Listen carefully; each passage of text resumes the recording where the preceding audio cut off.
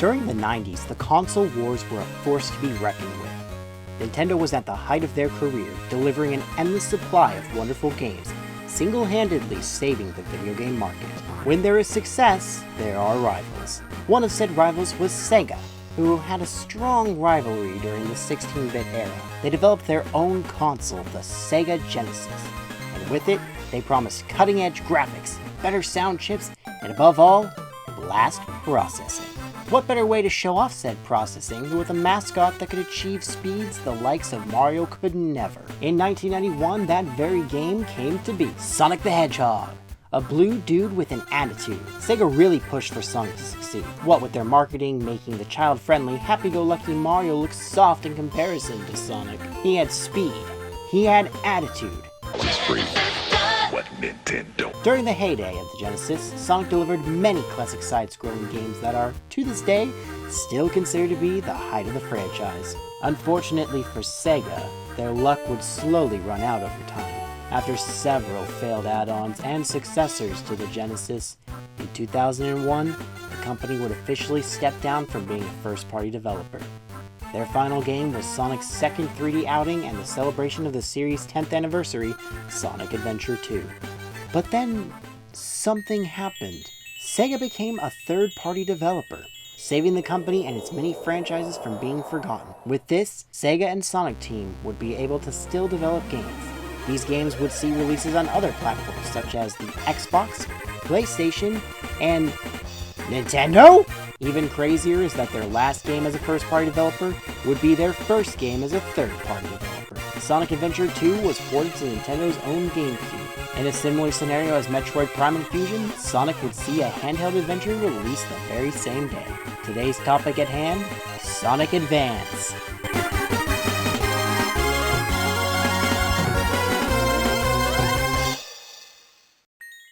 Sonic Advance was released on December 20th, 2001 for the Game Boy Advance and would be the first game in a trilogy developed by DIMPS, a Japanese-based game development team formed of previous SNK team members.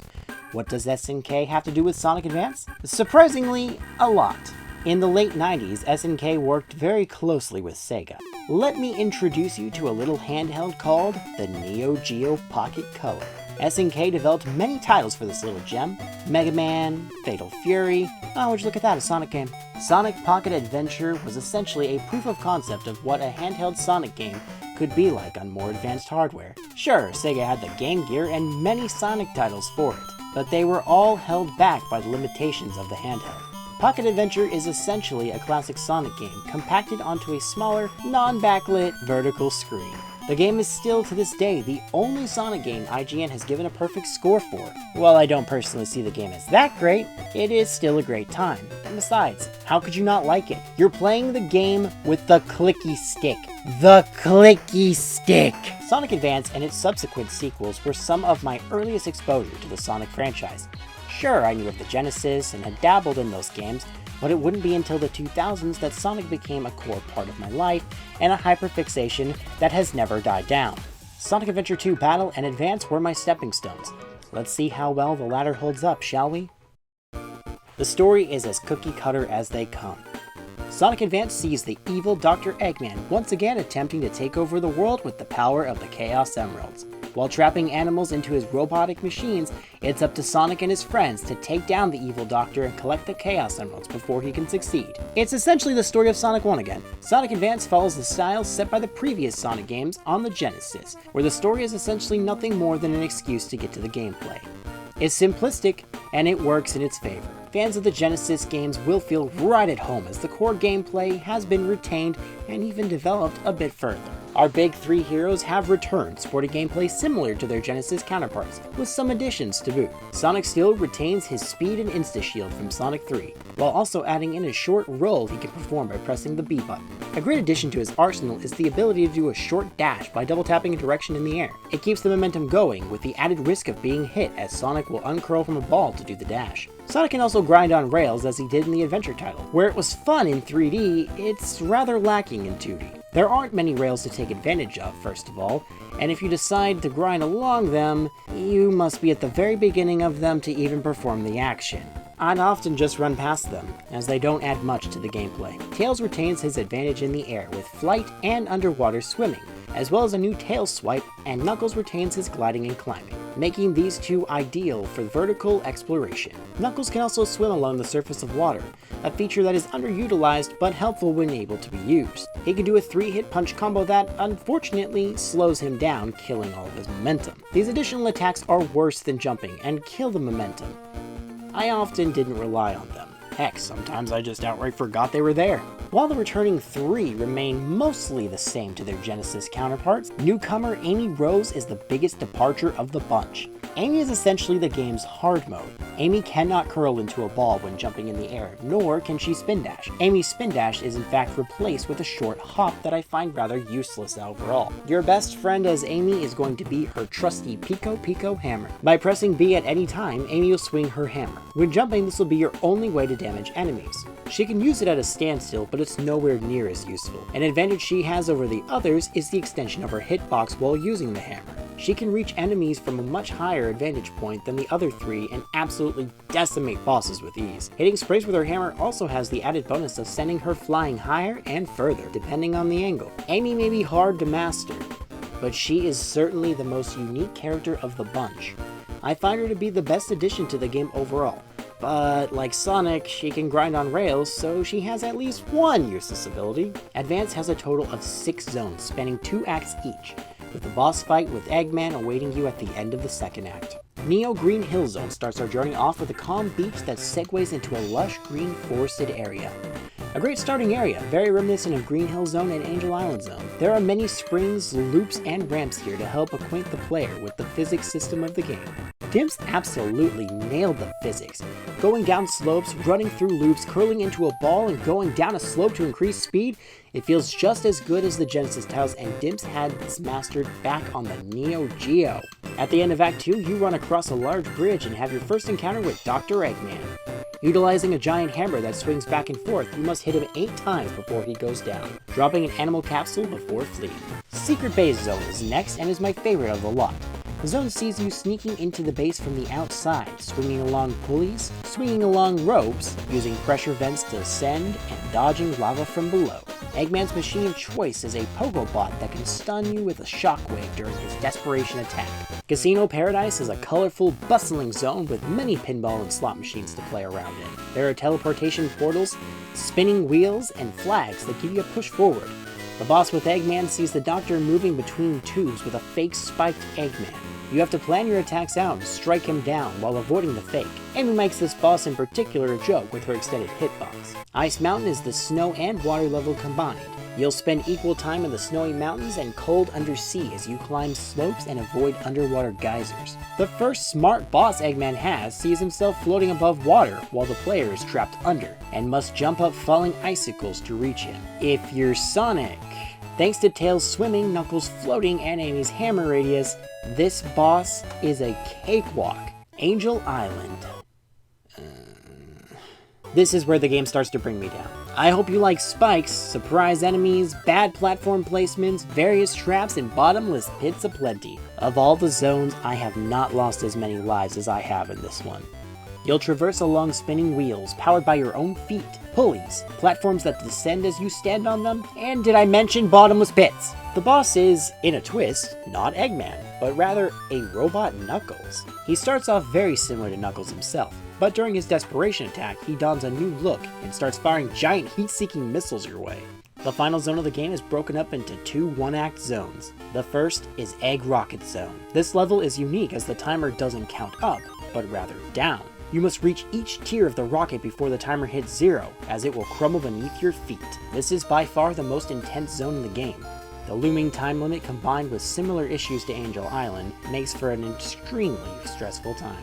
Once you've reached the final tier and boarded the top of the rocket, you're taken to Cosmic Angel Zone. The gimmick of gravity returns from previous games. You'll be running along the ceiling using cannons to zip along set pieces, culminating in a tedious physics-based boss with Eggman. You must jump on the floor to make his cockpit rotate so you can get in a hit, otherwise spikes will be in your way. He'll get smarter with each hit, speeding up randomly and psyching you out by quickly changing direction. If you get hit, your rings will fall beneath the platform and you'll be vulnerable. However, upon defeat, you'll be taken to one final zone. the X Zone. This zone consists of 3 boss fights. The first 2 are nice callbacks to the first boss of Sonic 1 and 2, with some really good remixes from the respective games. The soundtrack overall is really well composed. Sonic Advance was composed by the series veterans, and I'm going to butcher these, Yutaka Minobe and Tatsuyuki Maeda. The soundtrack is good. It takes great advantage of the Game Boy Advance sound chip. For being the first game they composed for the system, I'd say it was quite good. Highlights include Secret Base Zone for its strong impression, followed by a melody that just gets you in the mood for espionage.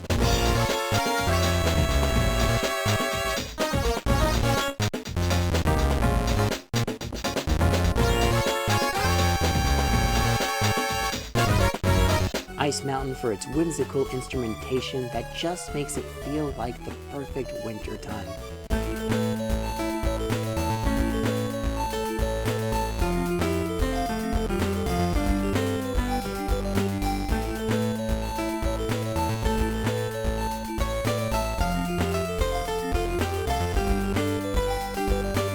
And Cosmic Angel for its high energy and chaotic note use. This music definitely has a foreboding atmosphere to it.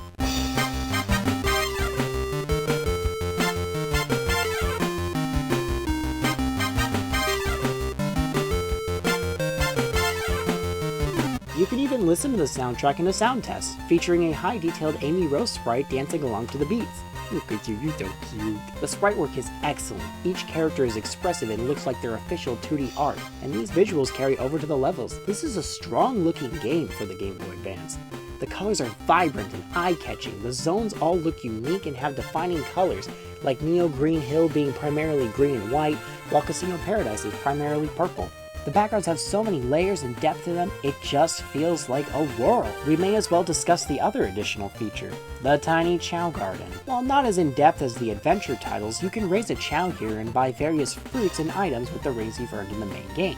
It's a neat little distraction, albeit something I don't really find myself sinking much time into. But I'm getting off track. Upon the defeat of the callback bosses, you're met with the hardest one in the game. Eggman finally made a device capable of protecting his cockpit. This spinning top machine will spin around for an undetermined amount of time before lowering its shielding to attack you with one of its 3 attacks. A laser that you must time just right to jump over, a cannon that shoots projectiles at a close range, and a robotic arm that can grab you and violently shake you. You must time yourself carefully and hit Eggman during his very small window of vulnerability. 8 hits later, and he goes down. Here's where you'll get the normal ending. Each respective character will escape the exploding space station before being picked up by the tornado. The credits will then roll, and you'll be greeted by a cheeky Eggman telling you to collect all of the Chaos Emeralds. You did collect them, right? Hiding in 7 of the 12 acts, you'll find a special spring. They are often hidden in the highest portion of their respective levels. Jumping on them will send the player into the special stage for an attempt to collect one of the rare jewels. The special stages see your character descending down a long tunnel on a surfboard. Your goal is to collect a certain number of rings as you descend, while avoiding the spikes and hitting various trick rings. Your greatest obstacle will be depth perception. I feel sorry for everyone who had to play this game on the old model of the GBA. The lack of a backlit screen can make seeing the oncoming rings a chore. A neat trick I learned, however, was that by pressing the B button to spin, a move you would often use in the special rings, can extend your hitbox enough to collect more rings. I won't sugarcoat it though, these are not easy. If you fail, you'll have to restart the zone, as jumping on the special ring again will just bounce you up and nothing more. There are only 7 as mentioned, so you don't have any wiggle room. Upon collecting all 7 Chaos Emeralds and returning to the X Zone as Sonic, you'll have to fight the bosses once more, and upon defeat this time, Dr. Eggman flees to the true final boss at the Moon Zone. Sonic uses the power of the Chaos Emeralds to transform into Super Sonic and gives chase. The largest boss in the game awaits you. You must dodge his swinging arms that send you back and laser beam that travels across the ground while timing your air dash into its head. You'll have to be quick as your rings are slowly depleting. This boss is far from challenging, but it's certainly tedious. Getting the timing down will be the biggest hurdle to cross. You can sometimes find yourself in a perpetual loop of being hit back, making your way back up, only to be struck back again. Timing is key. When you finally nail that final hit, you'll be given the true ending. Upon defeat, Sonic's friends haven't seen him in several days. Being worried about the whereabouts of their friend, Tails goes out flying in search of him. After a little while, He's met with joy as he sees that Sonic is okay and descending upon the planet once more in his super form. Reuniting, Sonic smiles at you, the player, for completing the game, and the credits roll.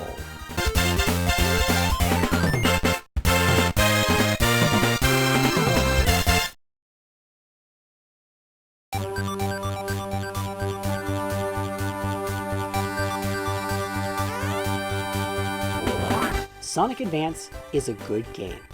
It feels like a strong continuation of the formula set by the Genesis classics. It innovates by adding Amy with a unique playstyle. Some may say it's too safe, but that's no issue for me. It was the first game. DIMPS established themselves with this title and proved they could develop great games for the series. After all, Sonic Advance got a sequel, and it would be better than the first in every way, right?